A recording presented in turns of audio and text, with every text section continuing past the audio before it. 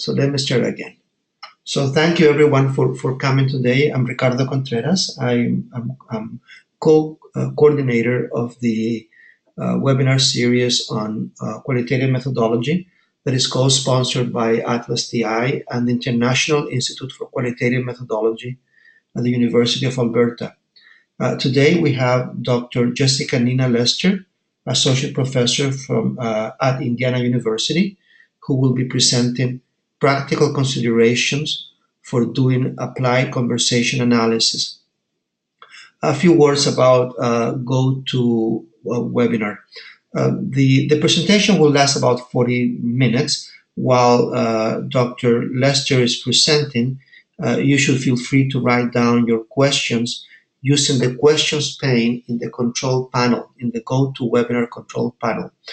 You can take a look at that now and practice by writing anything like hello, and I will be able to see that.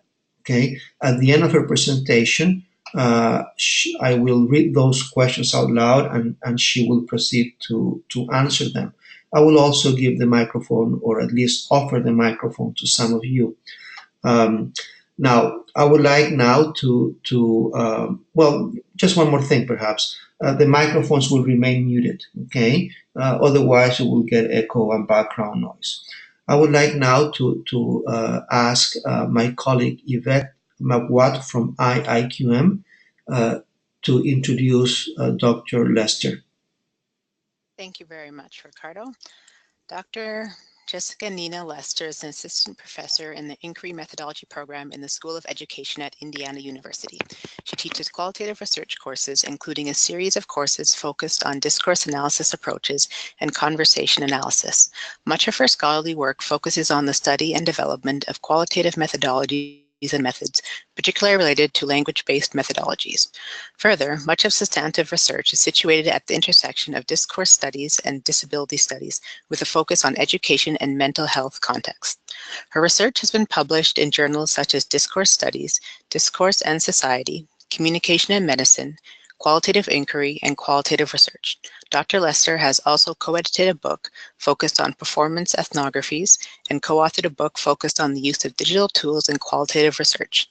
She most recently co-authored an introductory research methods textbook for SAGE publications and served as the co-editor of the Palgrave Handbook of Child Mental Health, Discourse and Conversation Studies and the Palgrave Handbook of Adult Mental Health, Discourse and Conversation Studies. She is currently co-authoring a book focused on practical considerations related to doing applied conversation analysis for SAGE publications. Dr. Lester, we're very happy to have you here with us here today. Thank you very much, Yvette. Let me now give the control of the session to Dr. Lester. Just a second. Okay, go ahead, Jessica.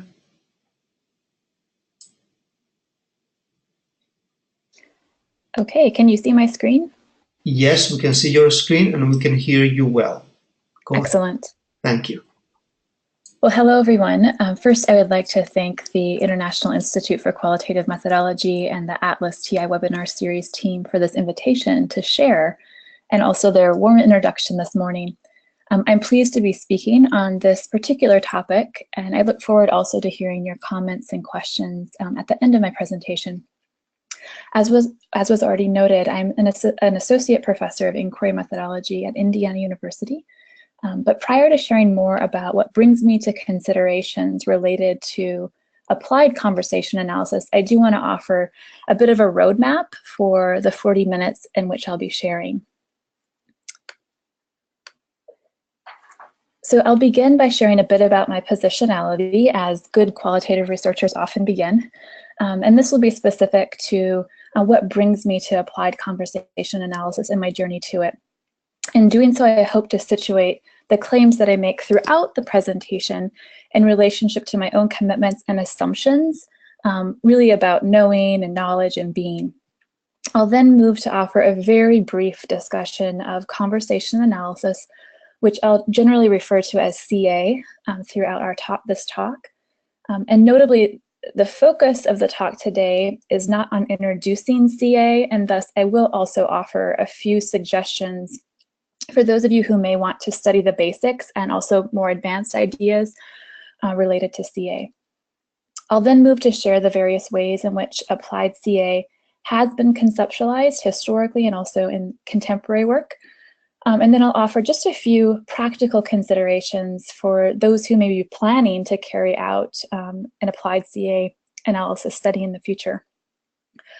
I will end by sharing 3 empirical examples with the intent being to really highlight the variability that's common to applied CA research, and also to really foreground the utility and potential impacts of this kind of work. Notably, I won't be making links to applied discourse analysis. However, in our discussion, there may be questions related to this, and I'm happy to make some links that are actually quite obvious. Prior to jumping in, I do want to note that much of what I share today is being drawn from a book that will soon be published with SAGE, which my colleague Michelle O'Reilly is co-authoring with me. So Michelle is a senior lecturer at the University of Leicester in the UK. And I indeed want to acknowledge Michelle's contributions here, and also just note that the ideas I share have been jointly developed and of course also greatly informed by the broader methodological literature. So a bit about my positionality, what brings me to CA, and particularly applied CA. And perhaps the more apt or appropriate question is, what brings me to the study of language in use? So broadly, I have particular interests in the construction of normality and abnormality. And this interest is one which I ground in the assumption that normalness, just like childhood, is a construction in and of itself. This commitment is one that has led me to engage in work focused on the study of non-vocal interactions that are often positioned by others, particularly outsiders, as evidence of disabledness. Further in my work, I remain committed to making sense of the ways in which everyday interactions in institutional spaces, such as schools, clinics, or even family or social gatherings, produce particular conceptions of intelligence, conceptions which are often assumed to be bound by the prerequisite of being verbal, generally highly verbal.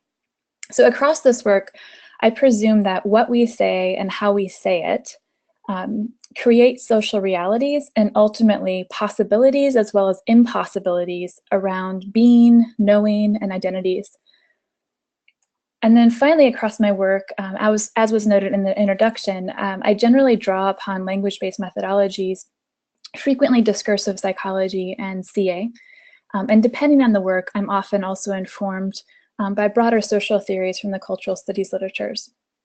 So I share all of this as I feel it's really critical to contextualize the place from which I speak, as I don't come to applied CA as perhaps what we could call a classically trained conversation analyst. But I come as one who found CA, specifically applied CA, through discourse analysis, specifically discursive psychology. And indeed, I found across my work applied CA to be incredibly useful theoretically, methodologically, and analytically. So just one more note around this journey towards CA. In my earliest introductions to CA, which were well over a decade ago, I was particularly interested in and really intrigued by an idea talked about by Harvey Sachs, the individual who is generally credited with the early development of conversation analysis.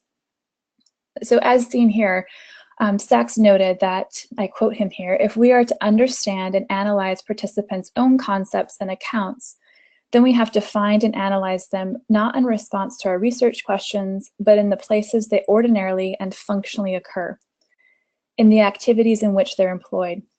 So early on in my training and early introductions to conversation analysis, this was an idea that really resonated with my own commitments to make sense of how people made sense of and ordered their world in situ, how they ordered it on the ground, in the spaces in which they went about doing their everyday activities.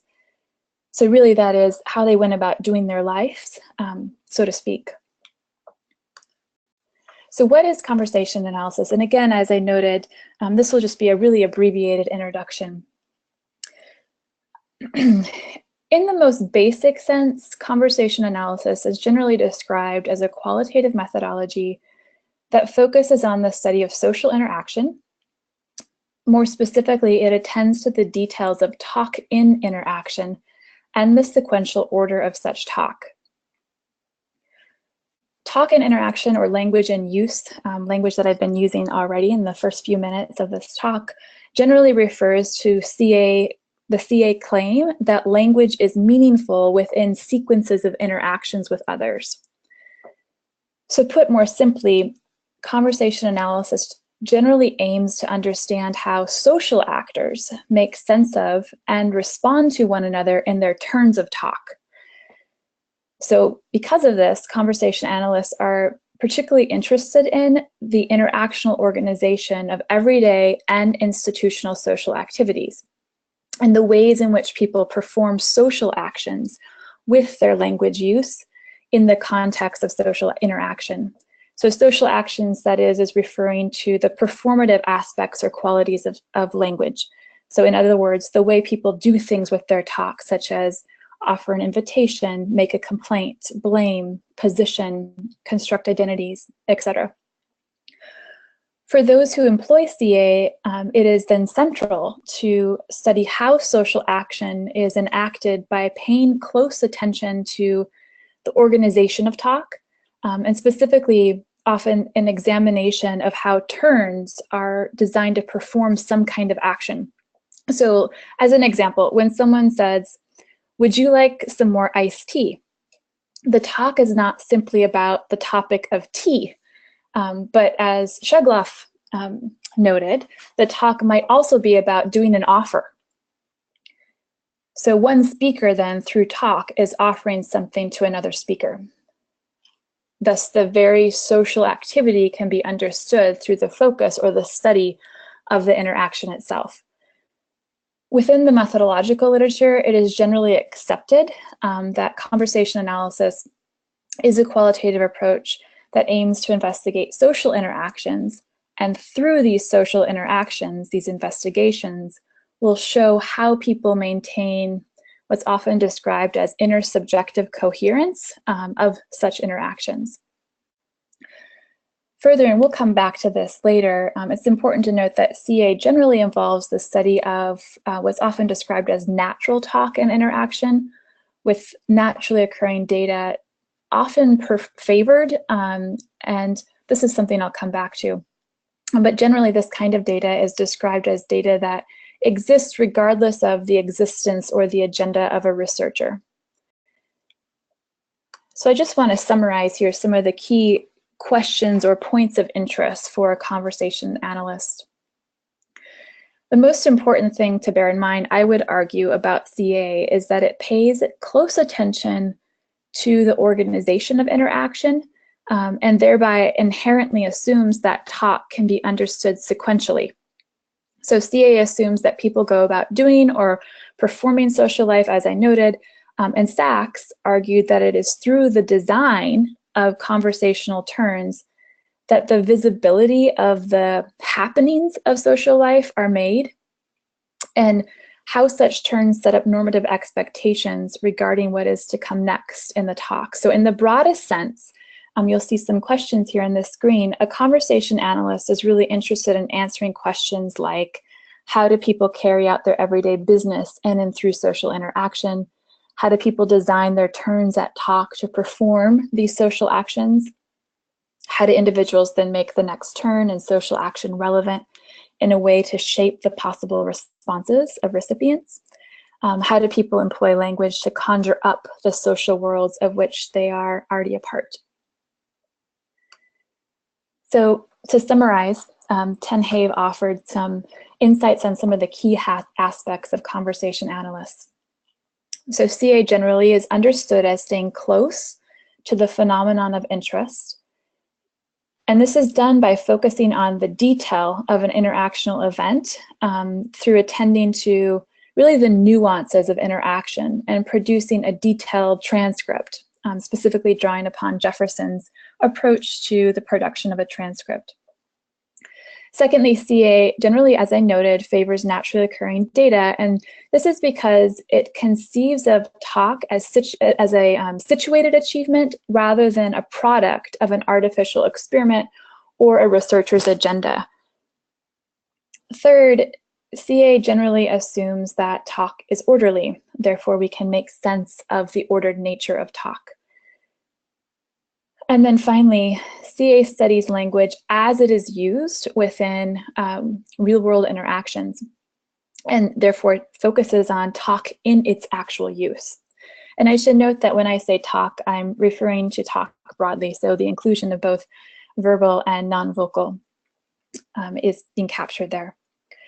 So what these 4 ideas mean is that for those who will take up a CA approach, they'll generally focus on what people actually do and say, rather than what people report that they do and say, as well as how within interaction people negotiate meanings between themselves on a turn-by-turn basis. So just very briefly, it's certainly not possible to dive into the full history of CA, nor is this my purpose, but I do want to note that some of the seminal thinkers around ideas central to conversational analysis have included a variety of scholars early on in the United States in the 1960s.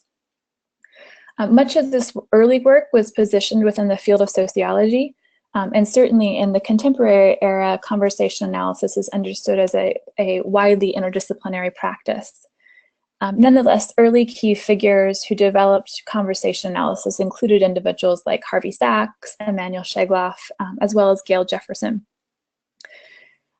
Interesting to note that Sachs was a sociologist by training, who eventually worked at UCLA in the US, and he is the one that is generally credited with the early ideas and thinkings around conversation analysis. It is useful to note, however, as is true of much methodological thinking and work, his writings were greatly influenced by other scholars, ranging from Garfinkel to Wittgenstein to Chomsky to Goffman. So many scholars really had a great bearing on the way that CA was originally shaped and the different ideas about language. It has been argued, and I think this is helpful to just keep in mind, that perhaps the most influential on Sachs' thinking were Goffman and Garfinkel. So in the 1960s, Sachs and Shegloff were grad students at the University of California at Berkeley. And this is where Erving Goffman was teaching and developing a really particular approach to sociological analysis. His approach was one that was grounded in the observation of people interacting with one another, which he described as the interaction order. And this is a really popularized idea from Goffman. This particular understanding from Goffman is one that is understood as having influenced CA, specifically in relationship to considering the value of studying face-to-face interaction. And then similarly, Garfinkel's work leading to the development of ethnomethodology was quite significant in the influence of conversation analysis. Garfinkel described it as a focus on the analysis of everyday activities. And even what I've described thus far of CA, you can see the connections there. He really argued that ethnomethodology aimed to give accounts of people's social lives. To demonstrate that interaction is orderly and that interactants orient to social norms within society, he conducted quite a range of experiments referred to as breaching experiments, wherein he asked his students to breach social norms in their everyday interactions to better understand the standard and normative rules that usually operate in ways that we don't notice. So as an example, he encouraged his students to respond to their partners and or their friends in ways that were not normative in their interactions.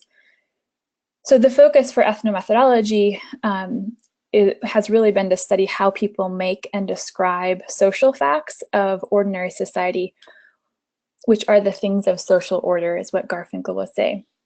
So ultimately, it's been understood that in some ways, conversation analysis reflects a fusion of Goffman and Garfinkel's approaches of devising really an empirical method aimed at exploring how people produce order locally and in situated ways. the very notion of even studying participants' methods for producing and interpreting the world, rather than perhaps applying a priori categories to the data, was actually a really bold claim during that time, specifically because in American sociology, there was a heavily preferred approach of using quantitatively oriented approaches where objective categories were applied to data. So Sachs and his colleagues argued for something radically different, aligning with some of the claims of Goffman and Garfinkel. And this radical difference was really what people make relevant in their everyday activities is worth attending to. So for qualitative researchers, we're likely all shaking our head, yes, of course, but in that particular area, it was a fairly radical move, methodologically, analytically, and theoretically. So as I already noted, certainly Garfinkel and Goffman's ideas serve to contextualize the history of CA and why it brings with it particular assumptions about the world. But it's also helpful just to keep in mind that there were other scholars that informed Sachs as well as Schegloff and Jefferson's thinking. So I recognize that I sped through an introduction to conversation analysis and certainly did not spend any time unpacking the core basic building blocks, specifically the conversational structures that are really important to consider when engaging in an analysis informed by CA. But if you hope to dive deeper into CA, there are certainly many useful textbooks as well as seminal resources to turn to, from Sachs lectures to the helpful writings of Heritage, Drew, Maynard, and I could list lots and lots of names.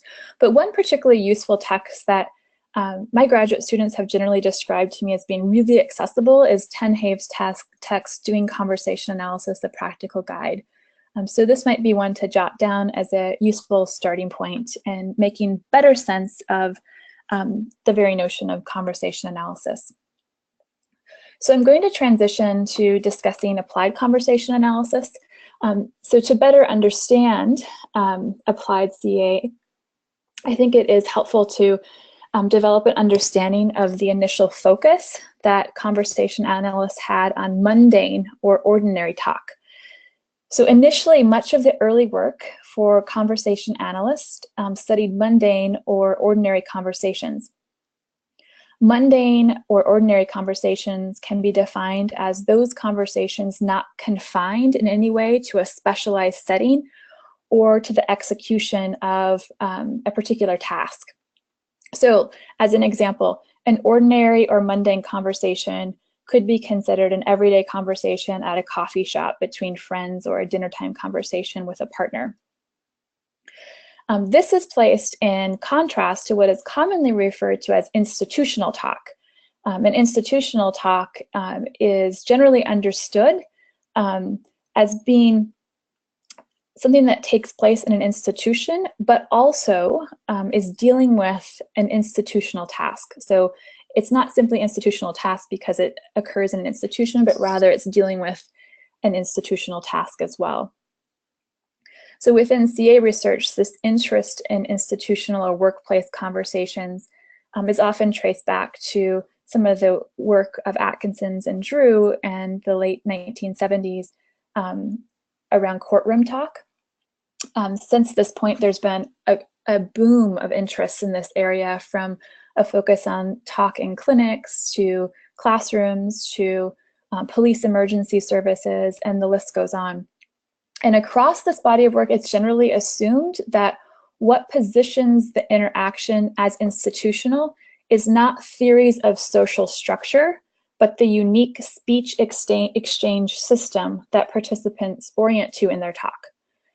So institutional interactions are generally understood as having characteristics that set them apart from other everyday interactions and make them distinct, and explicitly link them to the spaces in which they're produced. So with that as a foundation, we can really answer the question, then, what is applied conversation analysis? So notably, Sachs and his colleagues originally developed CA as what has often been described as a pure science, and certainly there's some problematics with that notion, and it certainly has been critiqued, but really their early work focused on, for the most part, mundane or ordinary conversations.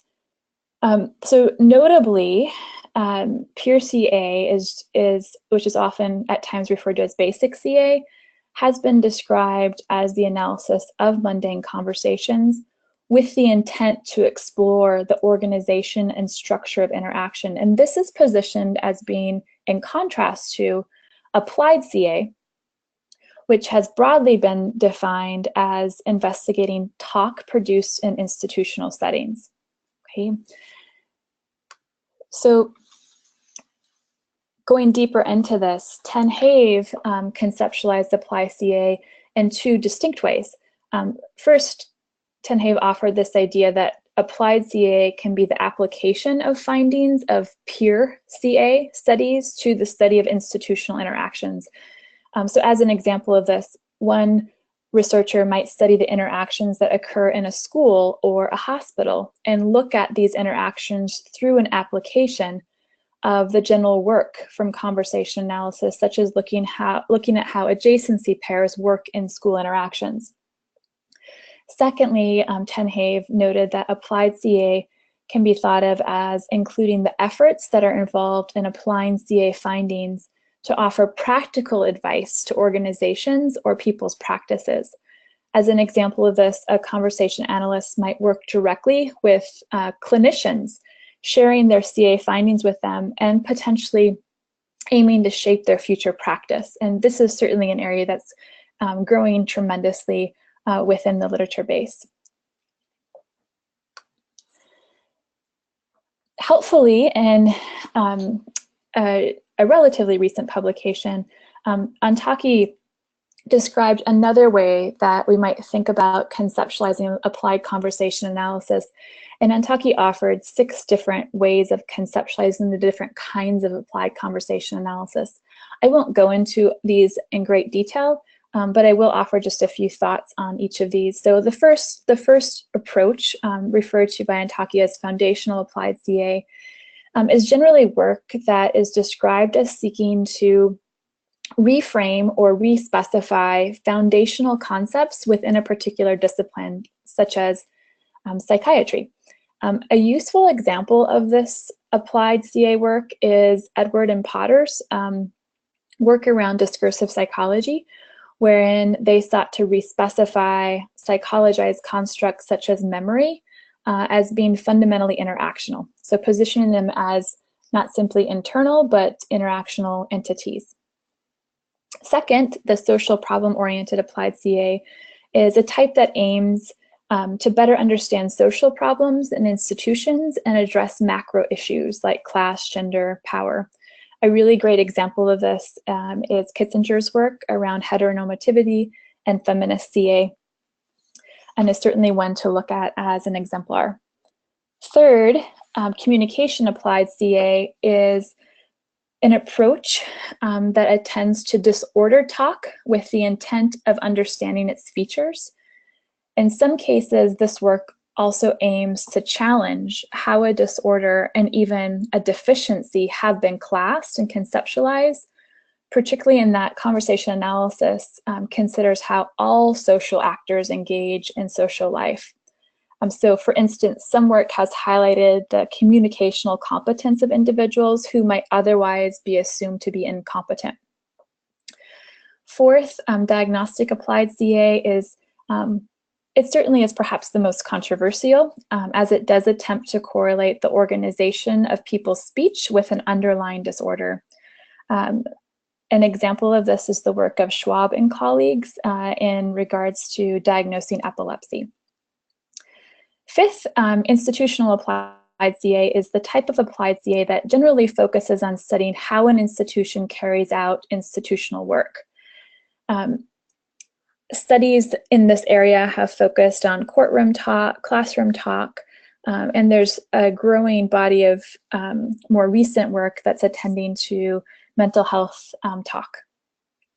And then finally, the interventionist applied CA is a type of CA that attends to pre-existing problems, really with the aim of intervening, with the findings from the CA study providing some solutions. So I would encourage you, if you're interested in exploring these different types further, to turn to Professor Antaki's book on applied CA. It's an edited volume that offers a variety of examples of the ways in which applied CA might be conceptualized. So I want to transition now to briefly beginning to think through what might be some practical considerations for doing applied CA. While in my broader writing with my colleague Michelle O'Reilly, we attend to all of the things that I have listed on the screen. Given the time that we have together, I'm just going to provide some insights related to planning an applied CA study, and then also considering the data collection possibilities.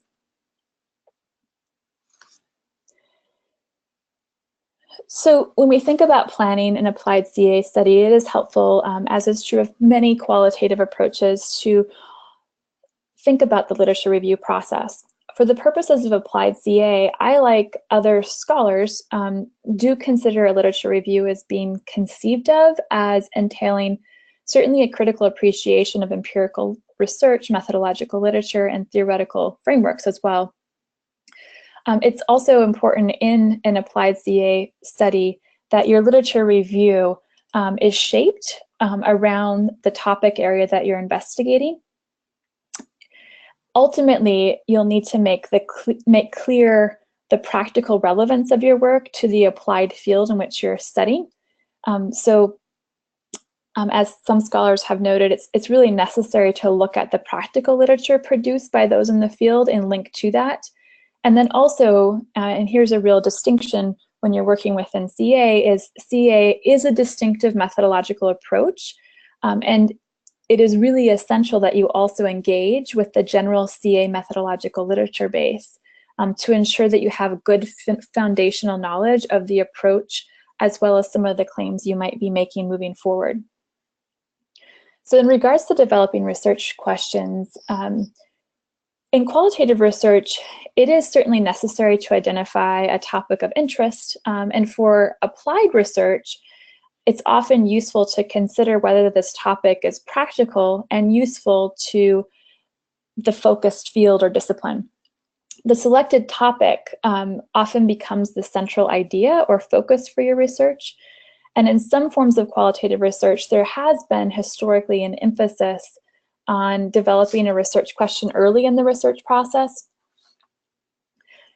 In CA, there's been slightly different emphasis. CA operates within, obviously, a particular epistemological ontological framework, and there's a broader interest in understanding how social actions are achieved through talk and interaction, and thus this typical act of designing a research question at the outset of the research is not understood as being really appropriate, as analysis is generally driven by what Sachs described as unmotivated looking.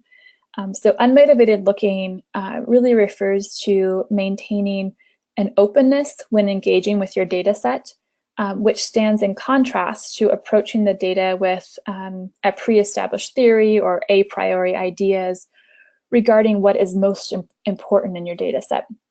So in other words, those practicing CA generally seek to understand what happens in certain kinds of interactions without privileging discipline-specific theories or pet theories. For applied CA, these interactions generally occur, obviously, within institutional settings. In these settings, such as family therapy or law courtrooms or counseling, the research process is still understood as being bottom-up, inductive, and that the data is utilized really to reveal the important issues and insights that were not theorized at the outset of the development of the study. So CA then is really conceived as a data-driven strategy and not driven by a specific question at the outset. The questions then often are emergent and are developed and finalized during the data collection and analysis process.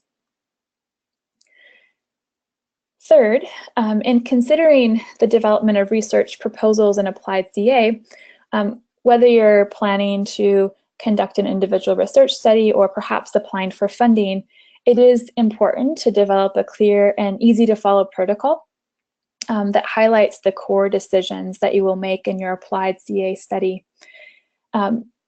You might think through your research study well in advance of doing anything, and this will likely be expected by funders, ethics committees, and gatekeepers. And this can be quite complex for an applied CA researcher because of the evolving process and bottom-up inductive nature of CA. It can be really difficult to isolate the exact processes that will occur in advance of a study.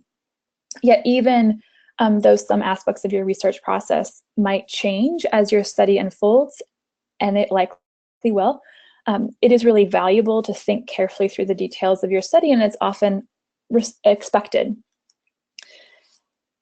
So another important consideration is maintaining a research diary. Now, interestingly, in conversation analysis, keeping a research diary has not always been a priority, or at least has not always been discussed. As such, you likely won't find it being written about across textbooks and or hear of it in CA-related seminars. Nonetheless, qualitative research more broadly advocates for the use of a research diary or research journal, and for those practicing applied CA, there's great value in being reflexive throughout the process and really maintaining some kind of record of your thinking and your essentially your trail of decision making throughout.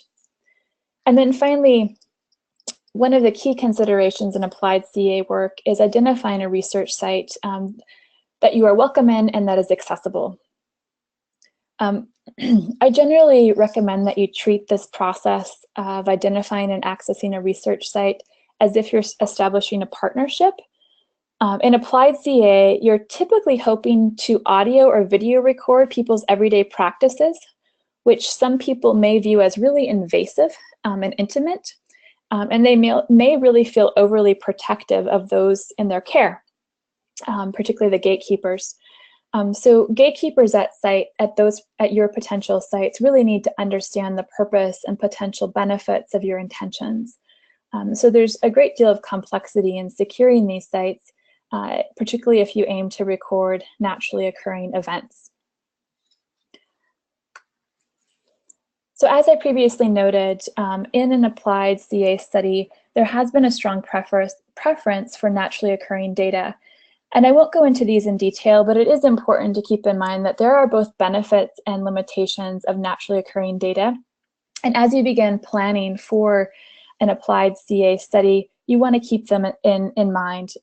Certainly there are benefits that range from the practical and pragmatic possibilities of collecting naturally occurring data in which you perhaps would not need to be at the site. It's generally understood that it's at times a relatively low-cost data collection process. But you'll certainly also want to consider some of the practical constraints that might also be in place when you pursue the collection of naturally occurring data. So building in time to build relationships with gatekeepers is often an important practical move to make. In addition, I will just mention that in the literature base, one of the limitations that has often been noted in regards to naturally occurring data is the possibility that you'll have limited contextual understanding, particularly if you don't engage in any kind of field work. And this will be something you'll want to plan ahead for.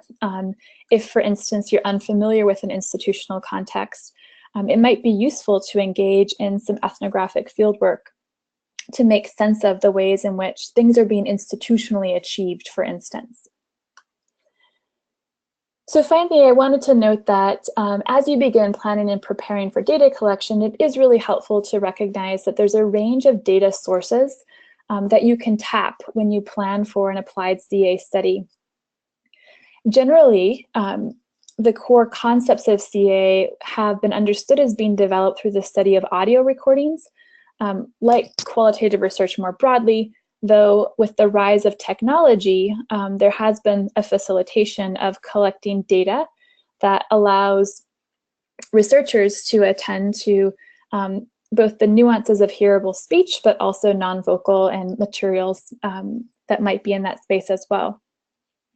So with that, many scholars have pointed to the incompleteness of audio-based data, specifically when social activities involve objects, bodies, artifacts, documents, and obviously such activities are not accessible if all we're working with is audio-based data. So as you think about your own interest in developing an applied CA research study, video data might be more appropriate.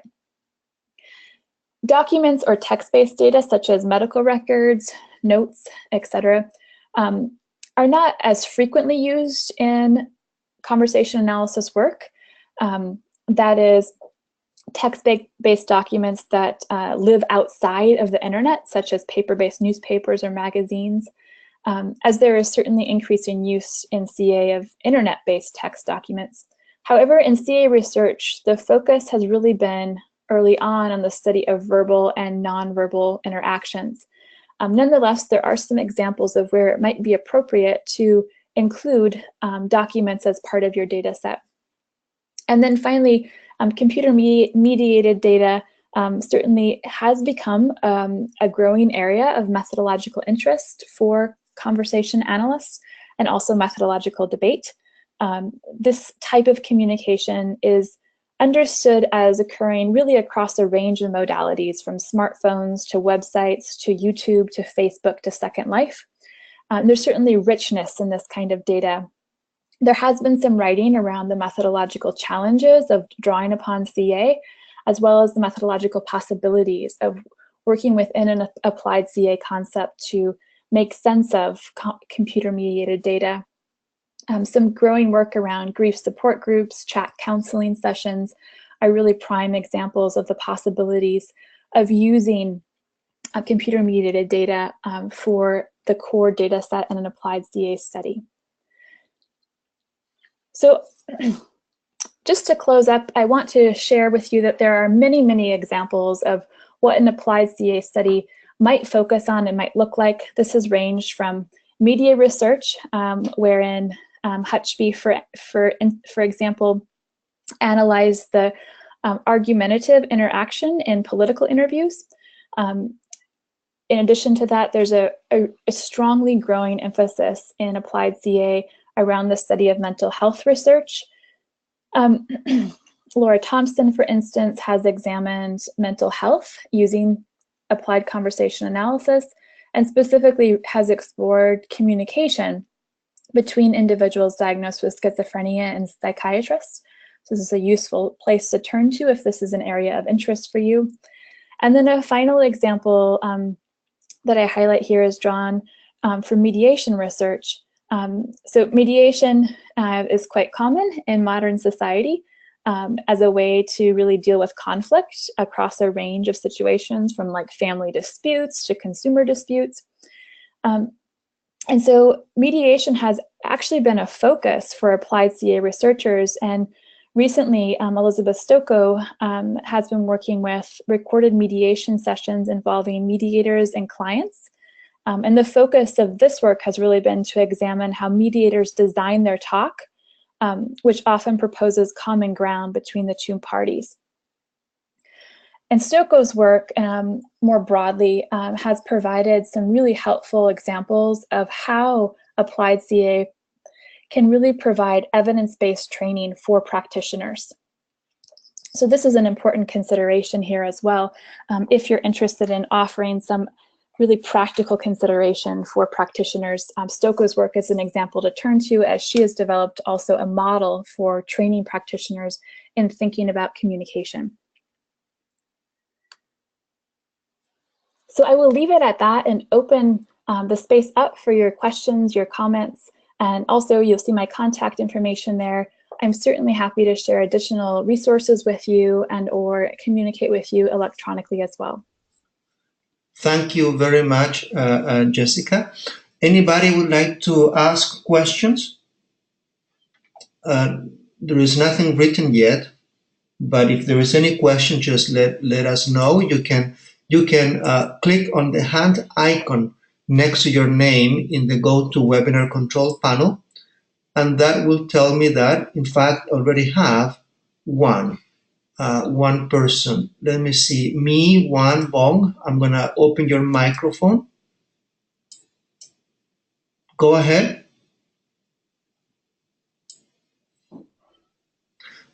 Okay. I see your hand raised next to your name. If you have a question, but maybe your microphone does not work, you can write it down using the questions section in the control panel. I do have two more questions. I would like to give or to offer the microphone to Surina. Surina, let me see here. If you have a working microphone, could you ask your question out loud? Yeah. Hi, Jessica. So I'm Zorina. Thank you so much for the sharing that you've done today. I've collected my data, and I wanted to ask how I can use ATLAS.ti to analyze my field note data and my transcripts that I got from the classroom observations data, because I have both transcripts and the audio recordings. So I wanted to ask, how I can maximize the use of ATLAS.ti to analyze. Yeah, thank you. Okay.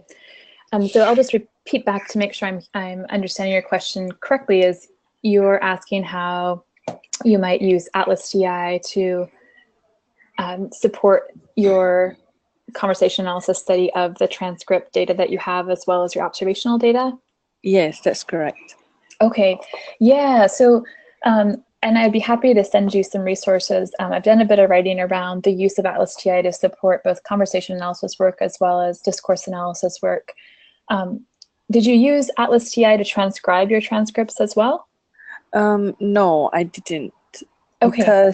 Because I'm using the Mac version and it doesn't have the transcription function.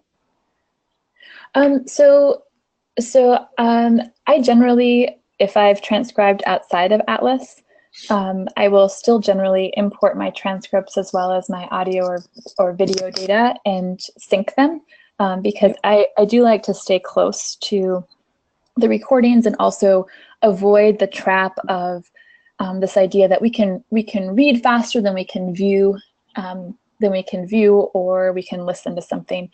And so generally that's my first step, is to make sure everything is synced. And then for this kind of work, I also often start with the memoing feature and spend a great deal of time, particularly if transcripts have already been produced, spend a great deal of time engaged in the process of unmotivated looking, as Sachs described it, through the memoing. So the memoing will really help me narrow down the phenomenon of interest that I eventually come to for that iteration of my work. And so after I move from the memoing process, depending on the kind of data that I'm working with, I generally then turn to using some aspect of the coding feature, recognizing that codes in this sense will be defined slightly different than a thematic analysis per se. But for instance, one of the things that might be really helpful it sounds like you have classroom data. The classroom data we know often has the traditional pattern of initiation, response, evaluation. Maybe this is something I want to explore. Maybe I see that pattern is actually disrupted and I want to track that. And so coding for initiation, response, evaluation might be something that is really useful. I can look then across my data set and see if there are places where that pattern is deviant. And so I generally move back and forth between memoing and coding. And then depending on the kind of work I'm using, I might also engage in the hyperlinking. I found that useful for studying adjacency pairs. Okay. And so that might be another move that I make. There are other more advanced features that, depending on the kinds of questions I have, I might want to query.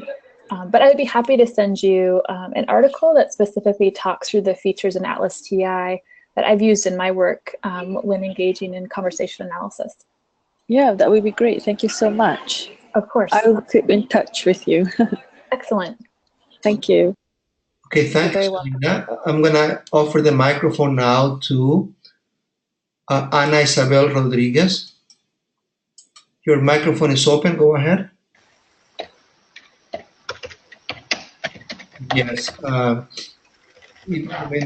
ahead. Looks like you don't have a working microphone. So if you have a question, could you please write it down? Let me see here. She's writing something now. Okay, so Ana Isabel is asking the following. I would like to ask to Jessica, what is her experience when doing visual data analysis, video, in CA?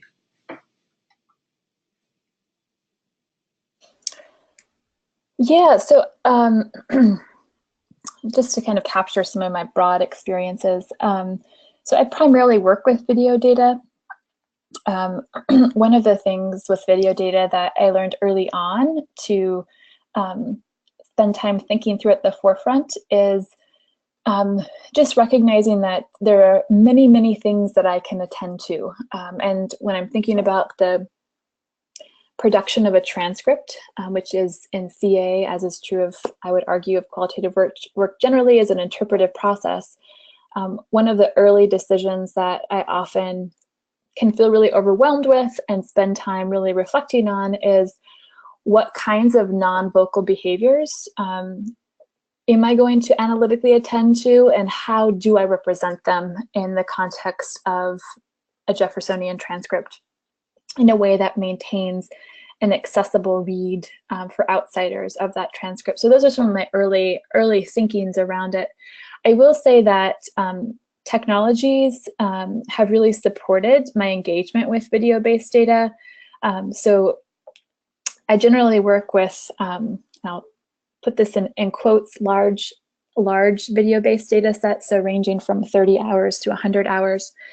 And one of the things in conversation analysis is a commitment to the production of a transcript. And so when I'm working with those kinds of large data sets, one of the first things I do, rather than beginning transcription first, is if I'm using ATLAS.ti or MaxQDA, is to engage in direct coding and memoing of that video. So noting what I note, so engaging in unmotivated looking prior to the transcription process to really narrow down my focus. And that's one thing that has really helped me as I think about those early decisions related to video-based data of how can I really narrow what is the phenomenon of interest in this first iteration of this work. So that's one tool that has really supported my process. And then also moving further with my thinking around video data, much of the video data that I work with is at times 100% not hearable, meaning that I'm particularly interested in those interactions that are produced in non-vocal ways. And so I work with a lot of data that is with young children who are described as nonverbal. And so what I'm trying to make sense of is the meaning-making process that's being produced through body movements, through gesturing. And when I'm working with that kind of data, one of the things that I found particularly helpful is to share my early interpretations with CA data session groups, and to also get some insights on things that, for instance, should be would be really helpful to represent in my transcripts. And so those are some of my early thoughts around when I engage in video data. Again, I would be happy to send some resources to you, and if you'd be interested in sharing a little bit more about your video, the kinds of video data that you might work with, I could certainly send you in a useful direction to turn to other people's work. Christian Heath has written quite a bit about using video data in conversation analysis, and is a really good, helpful resource to turn to at the start. Thank you very much, Jessica. I'm going to offer the microphone to Jose Isaac. He has a couple of questions. Let me see here. Go ahead. Hello? Hello, Jessica. Yes, hi, we can hear you. Go ahead. Okay, I have a couple of questions. The first is, do you have any good reference of the use of CA in business settings? organizational studies. And the second is when people in a company knows that you are recording their conversation, they might change the way they behave. Is there any technique to minimize such change? Thank you. Thank you, Jose. Yes, Jose, first off, there are some helpful examples, substantive studies that have drawn upon CA to study business negotiation. And if you send me an email, I'd be happy to send you a couple of articles that might be useful in your own work. And your second question is a question that is really common. And it's certainly one that we always want to think through. It's probably the most common question that I hear in graduate seminars and graduate classes. And I think that points to the importance of the question. So there is some methodological literature, both in CA as well as more broadly qualitative research, that does attend to concerns related to the ways in which recording devices and also just the knowledge that a researcher is watching people, how that might shape behavior. And so much of this literature, number one, describes that it's important to attend to this because indeed, a video recording device, an audio recording device, the presence of a researcher, all of those things certainly can deeply shape the way people perform. So yes, we want to attend to it. Secondly, much of this literature, and I would back this up with my own personal experience, highlights the value of long-term data collection in those instances. People tend to go back to their normal social everyday activities as they become accustomed to the presence of a recording device or the presence of a researcher, if a researcher is present in collecting the data. And so one of the things that is often recommended is that you plan to give at least a 2-week period for people just to become accustomed to the presence of a recording device and or a researcher. And that over time, people generally go back to doing business as usual. And when they don't, those are also interesting analytical moments. I know in some of my own video data in which I recorded, I wasn't present in the room. However, therapists recorded interactions with young children who identified as disabled. The first 5 minutes across 30 hours of data, the first 5 minutes, there was not any variation in this. The children often did a silly little dance and talked to the video camera as the therapist got materials ready. After that, they went back to business as usual. It's an interesting moment. I note it in my analysis. I could even study it if that was of interest to me. But in general, what I see across my work, and we see this across the literature in general, this isn't always the case, but in general, as you spend more and more time recording and or in a space, people go back to business as usual. And so what that means for planning purposes is you'll want to build in time, if possible, to create the possibility for people to gain comfort and kind of get used to your presence and or the presence of recording devices. Thank you very much, Jessica. We have come to the end. I would like to now ask my colleague Yvette to say a few words, and then I will also ask Jessica to say a few last goodbye words. Yvette? Thank you very much, Ricardo, and thank you, Jessica, for that wonderful presentation. I just want to thank everyone for supporting this webinar series. Next month, November 16th, we have Celine Marie Pascal, and she'll be talking on the topic of qualitative textual analysis of interviews and media. So you can go to the IIQM website, IIQM.ualberta.ca, and register, and hopefully we'll see you all next month. Thank you very much, Yvette. Let me ask Jessica, would you like to say a few last words before we say goodbye? Certainly. I just thanks again to the invitation to share. And I certainly encourage those that are in attendance to feel free to reach out to me with any questions that you might have. And I'm also happy to share resources that might be useful specifically to the kinds of work that you're engaged in. Thank you very much, Jessica, for being with us today. And thank you, all of you, for coming. Your participation is essential for the success of this webinar series. We are now in the fourth year, and always very interesting presentations. So we hope to have you in the next presentations. As Yvette said, the last one of the year will be on November the 16th at 2 p.m. Mountain Time, qualitative textual analysis of interviews and media. So thank you, all of you, and hope to see you next time. Bye-bye. Bye. Bye-bye.